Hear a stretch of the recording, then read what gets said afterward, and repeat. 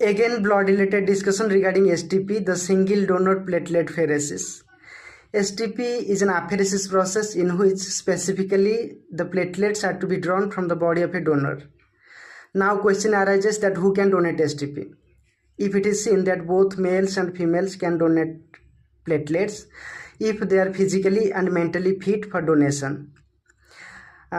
Biologically, there is no any biological reason that a female can donate. She also can donate, and she should be physically and mentally fit, and she should have visible veins, prominent veins visible on her arms.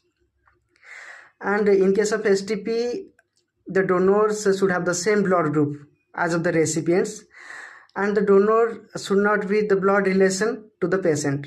It is due to the TA-GvHD, the transfusion associated graft versus host disease. It is a concept in which the lymphocytes of the transfused blood attacks to the recipient's tissues. And after the filtration and collection of the platelets, the rest parts are to be entered to the body of the donor. That's all. It is very safe. Donate STP.